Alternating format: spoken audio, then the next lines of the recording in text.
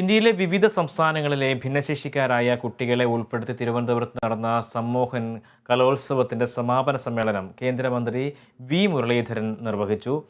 Thiruvananthapuram magic പ്ലാനറ്റിൽ നടന്ന പരിപാടിയിൽ ഭിന്നശേഷിക്കാരായ നിരവധി കുട്ടികളാണ് പങ്കെടുത്തത്. ഭിന്നശേഷിക്കാരായ കുട്ടികളുടെ കഴിവുകൾ പ്രോത്സാഹിപ്പിക്കുക എന്ന ഉദ്ദേശത്തോടു കൂടിയാണ് കഴിഞ്ഞ ദിവസം സമ്മോഹൻ കലോത്സവത്തിന് തുടക്കം കുറിച്ചത്. ഇന്ത്യയിലെ തന്നെ ആദ്യ ഭിന്നശേഷി കുട്ടികളുടെ കലോത്സവമാണ് മജീഷ്യൻ ഗോപിനാഥ് മുതുകാടിന്റെ നേതൃത്വത്തിൽ 2 ദിവസങ്ങളിലായി തിരുവനന്തപുരം മാജിക് പ്ലാനറ്റിൽ നടന്നു വന്നത്. പരിപാടിയുടെ സമാപന സമ്മേളനം കേന്ദ്ര വിദേശകാര്യ സഹമന്ത്രി വി മുരളീധരൻ നിർവഹിച്ചു. ഭിന്നശേഷിക്കാർക്കായി കേന്ദ്ര സർക്കാരിന്റെ നേതൃത്വത്തിൽ കൂടുതൽ പദ്ധതികൾ കൊണ്ടുവരുമെന്നും അദ്ദേഹം വ്യക്തമാക്കി.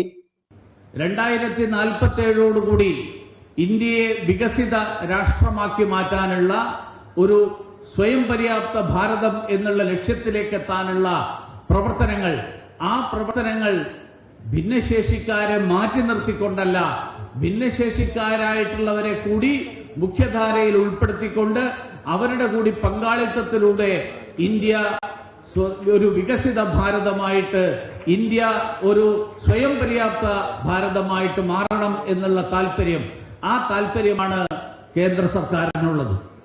ലോകത്തിലെ 5 ഭിന്നശേഷി യൂണിവേഴ്സിറ്റികളെ ഉൾപ്പെടുത്തി നടക്കുന്ന ഇന്റർനാഷണൽ കോൺഫറൻസിന്റെ ലോഗോ പ്രകാശനവും നിർവഹിച്ചു. സംവിധായകൻ അടൂർ ഗോപാലകൃഷ്ണൻ, കെ ശൈലജ, ആര്യ രാജേന്ദ്രൻ, ഗോപിനാഥ് മുതുകാട് എന്നിവർ സമാപന സമ്മേളനത്തിൽ പങ്കെടുത്തു. Kerala vision news, Thiruvananthapuram.